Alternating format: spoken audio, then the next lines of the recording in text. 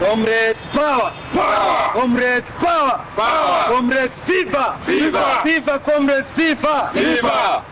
As we have come here today, we are the students for Ruto. Students for Ruto, viva! Viva! Students for Ruto, viva! Viva! And we want to tell President Ruto Yes. that you will not win 2027 Yes. unless you pick one Anne Mumbi Waiguru. Yes. Comrades Waiguru. Waiguru. Comrades Waiguru. Waiguru. Waiguru in Kisi means Jew. Yes. Igoro means, in Kamba it means Jew. In Kikuyu it means Jew. Waiguru Jew. Jew. Waiguru Jew. You.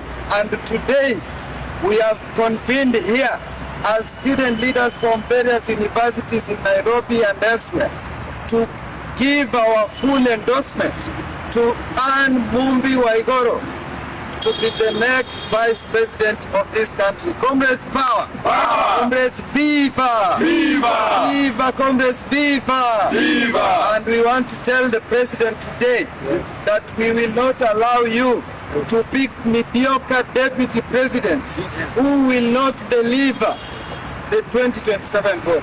And today we are telling the president that Anne Mumbi Waiguru has a nationwide network of young people who are willing to fight for this presidency.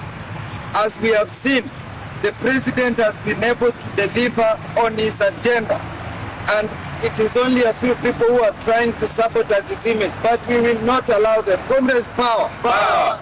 We are telling the president today that we are giving our full endorsement to Anne Mumbi Waiguru, the current governor of Kirinyaga, who is also the most performing governor in the country. Comrades, power! Power! We are giving her our full endorsement to go for the top seat and deputize William Ruto. Comrades, power! Power! Comrades, viva! Viva!